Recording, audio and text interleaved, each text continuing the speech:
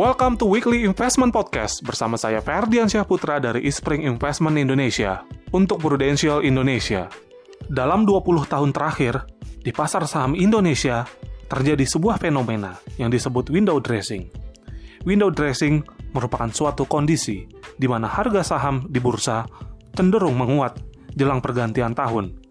Dan momen ini dimanfaatkan oleh berbagai para pelaku pasar untuk meningkatkan kinerja portofolionya.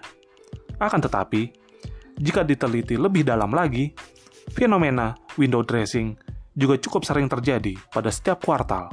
Akan tetapi, efek paling besar seringkali terjadi di penghujung tahun.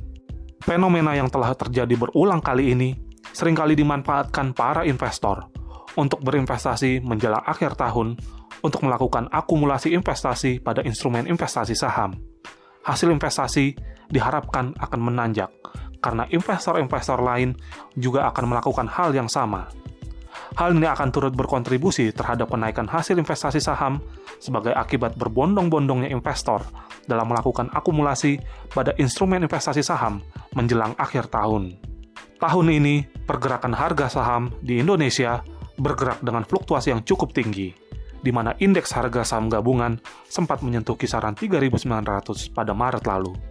Di bulan Desember, angka indeks harga saham gabungan kembali sempat menyentuh kisaran 6.100, dan rally pergerakan harga saham yang cukup tinggi terjadi dalam sebulan terakhir. Bagaimanapun juga, dengan melihat fenomena window dressing yang terus terjadi dalam 20 tahun terakhir, masih terbuka peluang window dressing akan kembali terjadi di tahun ini. Alhasil, dengan terus berulangnya fenomena window dressing dari tahun ke tahun, maka fenomena ini akan memancing orang untuk mengambil kesempatan dan mendapatkan untung yang sesaat di pasar modal dengan turut melakukan akumulasi investasi di akhir tahun dan mencairkan investasinya di awal tahun depan.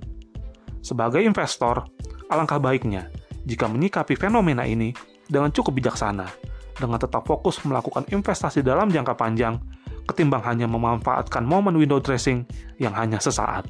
Demikian Weekly Investment Podcast mengenai fenomena window dressing di pasar saham. Semoga bermanfaat dan salam investasi.